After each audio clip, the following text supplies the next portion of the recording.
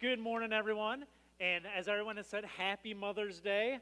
And just so you know, Stephen says you can come at any level. He works out kind of hard. My wife's comment, who hates working out, came last week, and all she could say on our day off, I think it was, Tuesday? Yeah, Tuesday was, I hate Stephen. Stupid Stephen. I hate Stephen. I was like, what's wrong with Stephen? She's like, I'm so sore. I was like, oh, okay. So anyways. But Ann, you go usually, right? Not too bad. All right. So there you go. Some days, and he does yell at you. So, yeah, he does. Okay. Yeah, that's why I have to live with every day in the office. He just yells like that. All right, hey, we are in the month of May, and through the month of May, we're looking at Trait of Success of Courage, which we started last week. You have devotion cards on the table. If you didn't get one last week, they're out there. They just say Big Courage on them. They have some scriptures you can read during the month to kind of keep you focused on the topic. And what I want you to really understand about courage is just simply this: to be successful in life and to be successful in your spiritual journey with God, you have to learn how to become courageous. You have to learn to be a courageous person. Today, we're going to look at the account of David and Goliath. Now, everybody remembers David and Goliath moments. Let me just share some with you. There's 4 of them here. I think most of us either remember, or even if you didn't live through them, you've heard about them. So the first one is just this: a miracle on ice. How many are familiar with that? 1980, the U.S. versus the Russians. In Olympic hockey, the Russians had won 4 straight gold medals, which means for the last 19 years they had won the gold medals. They had never lost a game. They came into the Olympics with a bunch of very veteran, skilled hockey players who just might add the Detroit Red Wings went and bought all of them shortly thereafter and started adding them to our team so we could win Stanley Cups. And that was great living in Detroit at the time. But anyways, that aside, the U.S. came in with a bunch of college kids. And they actually came in and beat the USSR and won the gold medal that year, and it's called the Miracle on Ice because they beat a team they should have never had a shot to beat. So we all remember that David and Goliath moment. The other one, 2007 Super Bowl. If you remember this one, the Patriots versus the New York Giants. And the Patriots that year went undefeated during the regular season. They came in as 17-point favorites. The Giants were 10-6 that year. And if you watch the game, you remember this catch, the helmet catch, where the guy caught the ball and then pulled it down on top of his helmet while he got tackled and held it to his helmet. And then the next play is when they scored the winning touchdown. So it was a phenomenal play. It was a David and Goliath moment. Andrew's back there really upset because he's a Patriot fan. Hey, I love Tom Brady too, so Michigan man right there. All right, the next one, the American Revolution. From our history, we all remember this? Well, we don't remember this. We know this from our history books. There's a couple of you that might have lived through it, but in general, no. All right? Now, the American Revolution, you had the most powerful army in the world at the time occupying us, and a bunch of ragtag nobodies kicked them out of our country, and we got our independence. All right, so you have that one. The last one you have is Rocky versus the Russian that ended the Cold War. If you remember, it wasn't Ronald Reagan, it was Rocky, because if you remember, after he beat the Russian in Rocky, they all started chanting, USA. He won the Cold War, and from that point on, it was over. All Reagan had to do is say a few more words, and it was over within a couple years after that. So brilliant by Rocky. But everybody knows the story of David and Goliath. So what we're going to do today, we're going to run through the story. I'm going to highlight some aspects of the story that tend to get overlooked from time to time. And the reason I want to do that is for this reason. In these moments we're going to talk more detail about today, what you see is the incredible lessons that developed the courage in David that allowed him to take on Goliath and actually eventually beat Goliath. So what we're going to be looking at that story, if you have your Bibles, you can follow along if you'd like to in there, but it's in 1 Samuel chapter 17 is where you find this story. And so let me kind of just run through it with you this morning. Here's what we see. In verses 1 through 3, what happens is this. Israel is confronted by a people called the Philistines. And the Philistines bring in an invading army to Israel, and Israel gets their army together, and they kind of end up meeting on these 2 hills with a valley between them. So they're camped out on opposing hills with a valley between them, and that's what happens in verse 1 and 3 as these 2 armies meet. In verses 4 through 7, we get a description of a Philistine warrior by the name of Goliath. Now, here's some of the things about Goliath that we see biblically. Number 1 is this. He's about 9 feet tall. There's some discrepancies just depending on what the different lengths were of the biblical times, but he's anywhere from probably about 8'3" to 9 foot tall.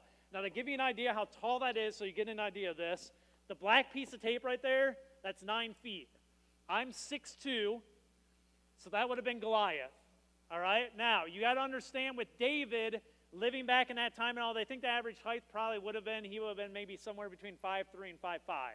So then he would have been like this, because this is how I see all you short people.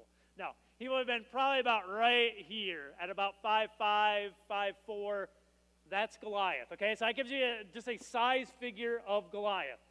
He had a armor, what's that called? The coat of armor, the chainmail. His chainmail that he wore over his chest and guarded his thigh section here, 125 pounds. Do we have anyone that weighs right around 125 pounds as a guy that's willing to say that? I'm not asking for any woman. John, okay, so John right over there, 125 pounds, looks like that. Now, we're not saying how much more than that, but okay. 125-pound chainmail he has on. He also carries a spear. His spear is huge, and on the tip of it, just the tip of the spear, 15-pound spear tip, okay? Now, to give you an idea of how much that is, a shot put, I found out, the Olympic shot put is 16 pounds. The tip of his spear is 15 pounds. That's what he throws. Now, I talked to Zeke before he came in, because Zeke actually does shot put in high school. And I thought he was doing the 16-pound. He only does the 12-pound. But he throws his like 39 feet, he said. That's as far as throw right now, 39 feet.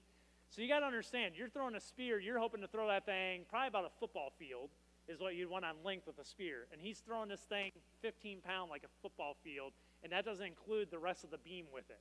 So he's got this huge spear, huge armor, 9-foot guy. He's massive, and we get this description of him. In verses 8 through 10, what we see is this, is Goliath comes out and he issues a challenge to the Israelites.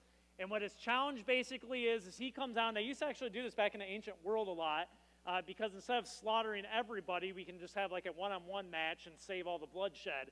So what he does is he comes out, and he walks down into the valley, and he says, here's what we're going to do. We'll send our best warrior, Goliath, out to you.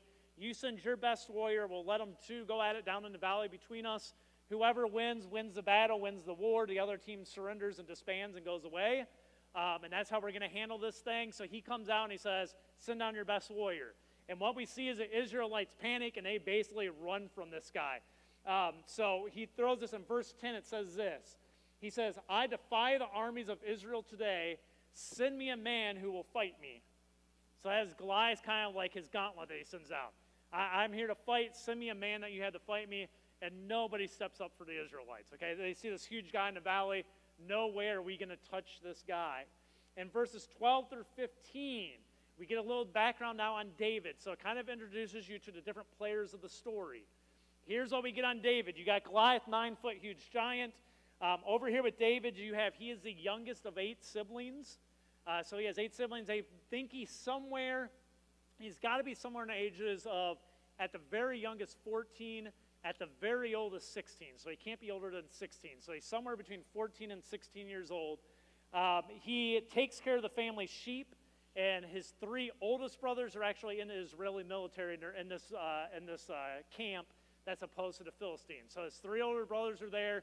The other, that would leave 4 brothers are at home with him, and he takes care of the sheep. That's kind of his role right now. He's the baby of the family. In verse 16, now what we see is this. For 40 days now, Goliath has been coming down to the valley, steps in the valley, and every day he issues a challenge to the Israelis. Send down your guy, I'll fight them. And he sits down there and he just insults them and insults them and insults them. For 40 straight days he's done this, and nobody has stepped up to the challenge. So he comes down and says every morning and every night, and he issues the challenge, and the Israelites refuse it, and they run back up to their camp, and they're like scared little cats run back up to the camp. Okay? So that's what happens for 40 days. In verses 17 through 20, we now get to see how David gets involved. David's back shepherding, back with his family. One day his dad comes to him and says, David, go get a report for me from your brothers of what's actually happening right now. So he says, here's some food. Take the food to him. Drop it off to your 3 brothers at the camp. See what's going on and bring me back a report of what's actually happening. So this is now where David gets involved. So David takes the food and he sets off to the military base to see what his brothers are doing and see what's happening. Then we see this in verses 21 through 25. It's at this point that David actually witnesses the taunts of Goliath.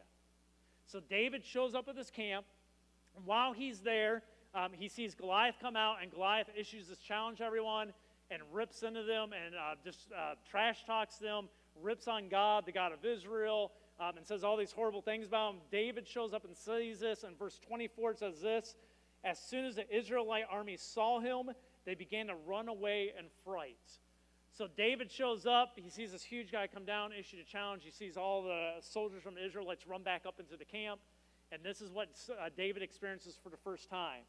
In verses 26 and 27, what we see is this: is David sees the situation different than everyone else. Now this is key, and this is where we start to learn this morning, all right? David shows up. He sees everybody run. And David sees something different than all the rest of the army sees. And here's what it says in verse 26. It says this: David asked the soldiers standing nearby. Now understand, he's a young kid, 16 at the most, shows up and he starts talking to all these soldiers. And he says, David asked the soldiers standing nearby, what will a man get for killing the Philistine and ending his defiance of Israel? Who is this pagan Philistine anyway, that he is allowed to defy the armies of the living God? All right, so David shows up. There's an entire army running from this guy. David shows up and goes, hey, what's going on? Why are we running from this guy? And who's allowing this guy? Who gives him the right to get down there and trash talk our God? Why are we allowing this to happen? What's the reward for a person who goes and kills him? A little story on the side. The reward is you get to marry the king's daughter, so you get to become part of the royal family. You never pay taxes again. Okay, so pretty good deal. You don't pay taxes, you get to be part of the royal family. That's your reward for any man that will actually kill him. So David shows up and does that. Now here's what I want you to understand is this: every Goliath moment you will have in your life will start by you being bothered by seeing an injustice happening that nobody else will take care of. That's where your Goliath moment will always come from, is you will see a situation, you will see something happening, some type of an injustice that bugs you, and you see no one else is dealing with it. And that's where God usually starts to indwell something in you that gives you a Goliath moment of going, there's something here you need to handle. There's something here that you need to step up into and you need to deal with. Verses 28 through 31, here's what happens. David's brothers, they hear David ask him what's going on, and then his brothers hear it, and they go over to David and basically tell him, shut up and go home. You're not capable of doing anything here. Just give us our food. Go home and tell dads what's happening, but you need to get out of here. This is not a place for you. Go home and shut your mouth, all right? Now, here's what I want you to understand. When you have a Goliath moment in your life, there will always be people around you that tell you you're not capable of handling it. That will always tell you you're not big enough to take on the challenge. You are not capable of taking on that challenge. Now, what I want you to understand is this. People who tell you that aren't always bad people, all right? They're just looking at it from their perspective. If we were in the same situation and we had David here, and that was Goliath, and a 16-year-old came up who has no military training or anything and says, I'm going to go do something about it, we would probably all sit here and go, you're not the right guy, right? If we're being honest, you're not the right guy. We go find someone else who's more trained, someone who's bigger, and we'd say, that's the right guy, but you're not the right guy. They're not doing it because they're bad people. They're just looking at it from a different perspective. And David was looking at a different perspective of his own. What you have to understand is this. Your Goliath moments do not come from a human inspiration. They come from a God inspiration. When you get true Goliath moments in your life, it's always because God puts something on your heart that you have to handle. And sometimes to the world, it looks like something you are incapable of handling, that you cannot deal with this challenge. But I want you to know, if God puts it in your heart, if God inspires you to do something about it, you can handle it because God put it there for a reason. And no matter what anyone else says, you still need to follow what God is putting on your heart and what God's convincing you of doing. Does that make sense? There will always be people who tell you you're not capable. Not because they're bad, because they're just looking at it differently than you're looking at it. In verse 32, here's what happens. The king hears about this kid David in the camp, and he hears there's at least someone going, what does someone get for going to take this guy out? So the king actually requests to see this kid and says, hey, I hear there's some guy talking, send him over to my tent so I can meet him and see who he is. So David actually runs over there in verse 32. He gets before the king, and we see his incredible confidence and courage. Here's what he says in verse 32. He says, don't worry about this Philistine. David told Saul, who's the king, Saul. He says, I'll go fight him. All right? You've got an entire army of men trained to do battle. It's not their first battle they've ever been in. Running away from this, and you have a 16-year-old who basically goes before the king. The king says, hey, I heard you've been talking. He goes, don't worry about the guy. I'll go fight him. Okay, I love David. This is one of my favorite stories because you start seeing this confidence and this courage in this guy. In verse 33, what we see is this. David again is told, you can't do it. The challenge is too big for you. The king looks at him, Saul, looks at David and goes, dude, you're just a little kid. You've never fought before. You're not trained. This guy has been a soldier for a lot of years. He's huge. You can't go do this. And for the second time, David is told again, you can't do it. And now it's not just from soldiers, it's from someone in authority that says you're just not capable of doing this. Now we know from the story, does that stop David? No, it doesn't stop David. Why? He has courage. He feels God is laying this on his heart. He feels like he has to do something. It doesn't matter what people tell him. He's going to go forward and he's going to take care of this. In verses 34 through 37, what we see here is how David got his confidence and how he got his courage that we see displayed here. And I want to read this section of the scripture to you because it's very important for us to understand why David shows up and David's going, I'll go take on the giant. I'll go take him out. I have no problem. I'll go fight the guy. Here's what it says in verses 34 through 37. It says, but David persisted. I have been taking care of my father's sheep and goats, he said. When a lion or a bear comes to steal a lamb from the flock, I go after it with a club and rescue the lamb from its mouth. If the animal turns on me, I catch it by the jaw and I club it to death. I have done this to both lions and bears, and I'll do it to this pagan Philistine too, for he has defied the armies of the living God. The Lord who rescues me from the claws of the lion and the bears will rescue me from this Philistine. Okay, here's what we need to understand here. David didn't just wake up one day courageous and confident.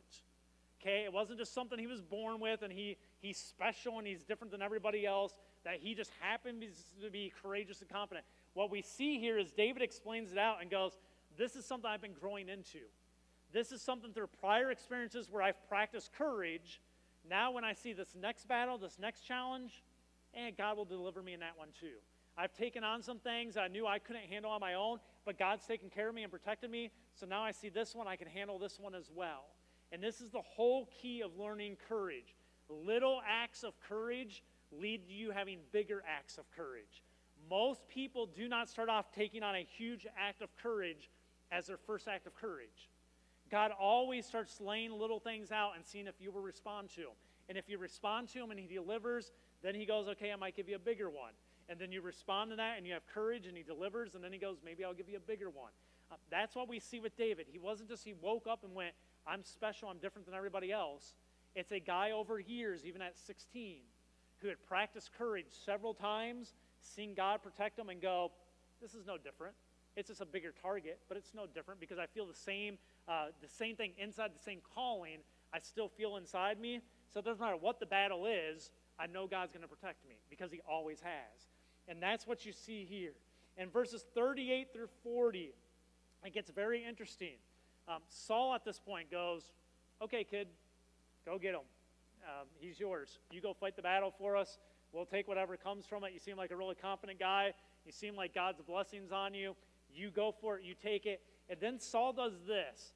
Saul says, before you go, there's all my armor, which is the finest armor they have in the military.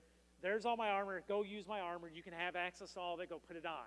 So it says David actually goes over. He puts on the king's armor. He straps it all on. And it says he realizes it's too big and it's cumbersome for him. And it's not going to be anything that's good for him. And he's not comfortable with it. So he says he just takes it off. And he's basically going, I'm not comfortable with this. I'll just stick with my little slingshot. This is what I'm used to. This is what I feel comfortable with. I'm just going to go with my slingshot. So you can keep all of your armor. You can keep your weapons. This is all I need because this is what I'm familiar with. Understand, in your Goliath moments, you will always have people with opinions telling you how to achieve victory. People will come out of the woodwork and tell you how you need to go about achieving victory in your act of courage. But where you have to have courage is this. You have to do what you feel comfortable God has planted in you to do and how to do it the way he's called you to do it. You cannot let other people's opinions affect what you feel God is already telling you about how to go about this and how to do this. There will always be opinions. Now, sometimes you might not be real clear, and you might get a good opinion, and you go, okay, God's convincing me that's the opinion to go with. In David's case here, though, the king's going, here's the way to go fight this battle, put my armor on, and David goes, this isn't me. This isn't how I do it. You know what? This is how God's always taken care of me. I'm going to do it this way. And he decides to do it his own way. Even though he had opinions from other people, you will always get people giving you opinions that way. The next thing we see is this. In verse 41 through 47, we see David's incredible humble, confident courage is the way I describe it. He's humble, he's confident, and he has courage. And those three can all coexist at the same time. All right? So let me read you this part, because if you were a trash talker, David blows out of the park. It's the best trash talking I've ever heard. So as an athlete, being a good trash talker, this is beyond anything I could have ever come up with. Mark tries to trash talk me during basketball, and look what happened to him. He's on crutches today. I'm just saying, because that's what happens when you talk trash to me on a basketball court. You end up on crutches. So here's what it says. In verses 41 through 47, we get the beginning of the battle. David comes marching down to Goliath after Saul said, "Go get him, kid."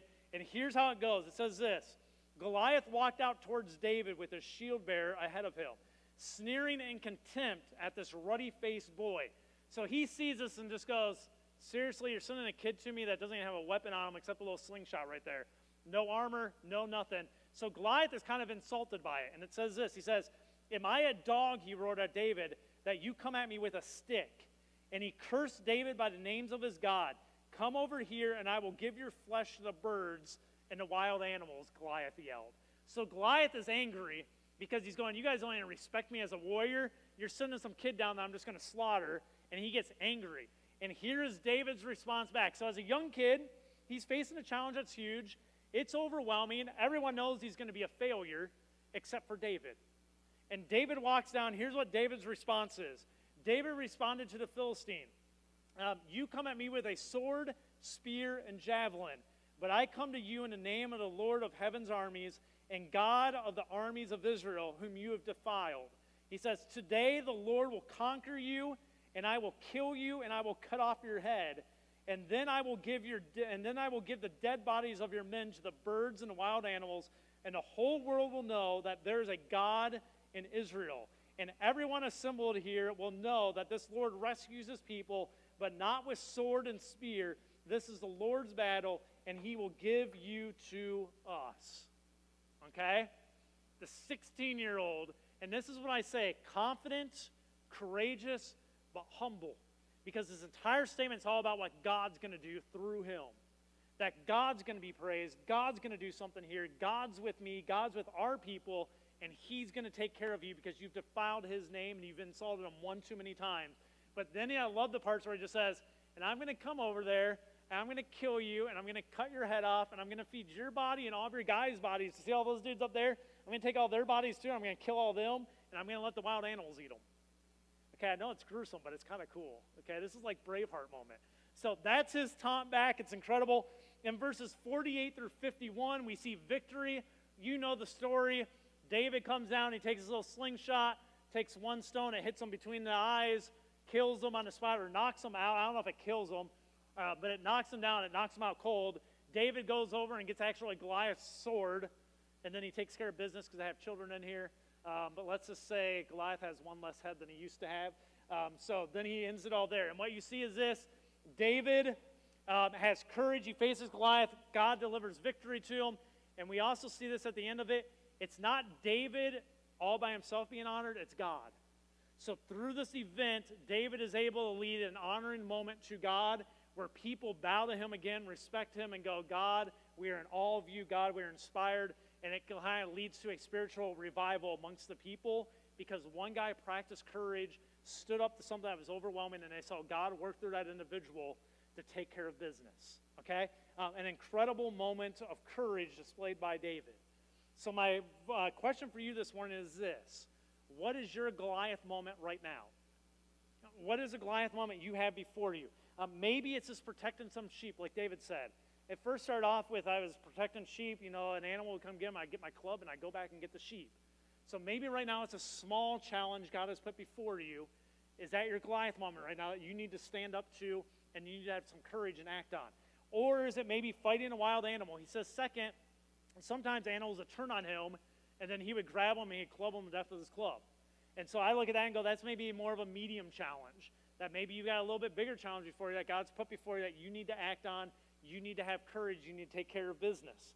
Or maybe right now you have a Goliath moment, a huge challenge, something that's overwhelming to you, but something God has put on your heart that you feel like this is something I need to take care of. This is something I need to act on, but you're scared to death because you feel it's overwhelming. You feel like you can't handle it. You feel like you can't do it. And let me just be an encouragement to you this way. Maybe you can't, but if God's put it on your heart, he can. All right? And you have to act. You have to have courage because God will be with you in those moments. I just want to share with you one of my Goliath moments. I can go back when I was 27 years old. I was at my old church, Macomb Christian Church up in Detroit area. And we were there. And at the time, what had happened is our senior minister, give you all back, so this kind of gives you the stresses on me. I just had Gideon, so I think Gideon was 3 or 4 months old. So we had our first baby, 3 or 4 months old. I was on a church staff of, I think there's 16 or 17 of us on the staff at the time. And our senior minister's life had melted down about 6 months before that. So he actually left the job, and then we don't know what happened. He got fired and everything else. And so our senior minister was gone. During that time, it was kind of turmoil. So what we had is the upper levels of our staff. So we had like one guy was called the executive minister. So you had the senior minister who preached and kind of vision led. You had an executive minister who oversaw all the staff. At the time, I was a junior high, senior high minister, and I oversaw young adult small groups. So I was doing those ministries. So I was kind of low on the totem pole. I was just doing the teen stuff and all that stuff. And we were there at 27, so I have a newborn. And during the 6 months after he leaves, about 3 to 4 months into it, there starts to be chatter amongst the upper staff, and you can see them all positioning for seats of power, like of who might get the senior minister, who gets to give input, and who gets to meet with the elders, and who gets to do this. And you've probably been in work environments like this where you can see the power players all start trying to grab power. And for whatever reason, I don't know why, like these people would come in my office and like talk to me. And they'd like show me emails and stuff like that and be like, I don't know what's going on. I'd be like, why do I care? I don't know anything about this. I'd never meet with the elders. I don't know. I know who they are, but I'm not in any realm of this. So this goes on for about 3 weeks, and there's just all this stuff, and it seems like there's at least 2 to 3 different staff that are trying to outmaneuver each other. And me being me, I can't stand it because I hate that stuff. I hate the church politics stuff. So I get a bright idea, and it wasn't just me. God put this on. I just felt like I got enough information. I knew people were lying, but I had no clue who the liars were. And so one day I felt what I had to do is I had to call an elders meeting and a staff meeting and call everybody into one room. And I had to go in there and show them what I have and try to figure out who the liars were. And I don't know I don't know why they met with me. Looking back now, it makes no sense. But at the time, I remember going to the eldership and saying, hey, can I get a meeting with all the elders and all the staff or whatever? Can I meet with everyone? And they're like, well, what's it about? I'm like, well, I don't feel comfortable telling anyone what that's about. I'll tell you guys when I get there or whatever. For whatever reason, they decided to meet with me. Now, at the time, we got 16 or 17 staff members. I think we had 16 elders. And the elders are all these guys who are high up in the big 3 car companies. So they're all these executives and stuff.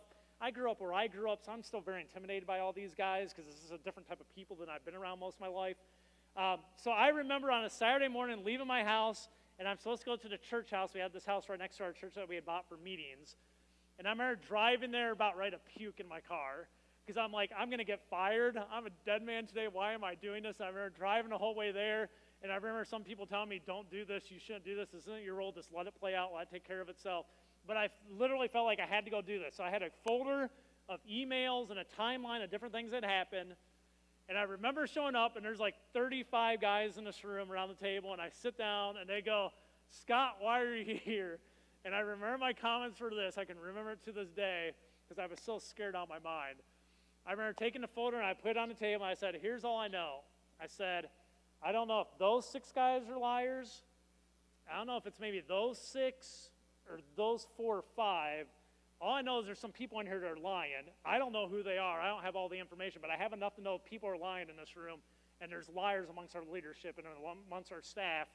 I don't know what to do with it, so I'm putting it in the elders' hands so you guys can deal with it.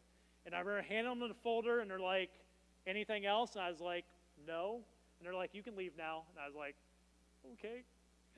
And I remember walking out going, dude, I just got fired. I have a young kid that's just been born.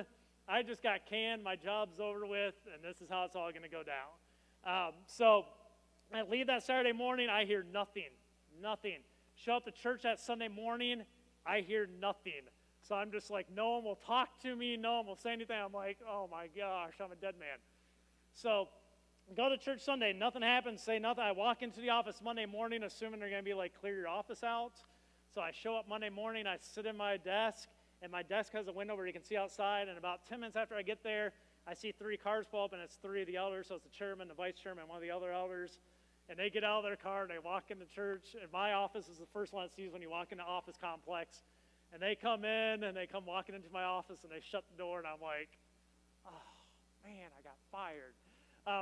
So I'm sitting there, and they sit down, and Scott, the chairman of the elders at the time, sits down, and he goes, hey, Scott, just so you know, here's what's happening. He goes, this staff member here, he was lying to all of us, and he was with these 3 different elders, and so he's being removed from his title, and he's going to be on probation basically for the next couple weeks till we figure out what's doing, but he won't be preaching anymore, he won't be counseling, he won't be meeting with anyone, he's not going to be talking to any staff or anything until we figure out what we're going to do with it.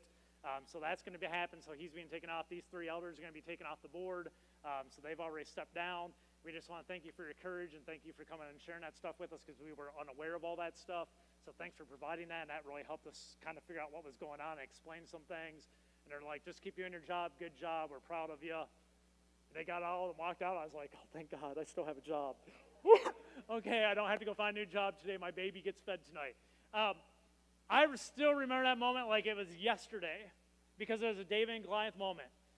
What it did, I can tell you this, it's prepared me to handle several more of those over the years, to handle them the right way, the way I felt God was calling me to do it. I've had several situations where I've had people I love, people who know me, great people trying to give me good advice, but it's not what I felt God was calling me to do, and I had to stick with what I felt God was calling me to do, and God has always taken care of me. God has always taken care of me. Why? Because it was inspired by God. It was something He put in my heart. It was something I trusted Him with, and I had courage, and I stepped up and did it when I had to do it. And 12 years later, I'm still at this church. At that church, I was there for another 4 years, 3.5 years before coming here. And God has always taken care of me. I haven't been fired yet in my career. Leaders, okay, let's not break that trend right now, okay? So that's the thing. Here's what I want you to understand is this, though. It makes no difference the size of the challenge before you. What matters is if you're willing to have the courage to face the challenge God puts before you, or if you're just going to run scared and go stand on the hill and watch it. That's the only thing that matters. Each time you have courage to face the challenges God puts before you in your path, and you see God provide for you, what it does is it makes you stronger. Then one day when your Goliath moment comes and it arrives before you, you will have the courage at that stage in your life to actually act on the experience and achieve victory.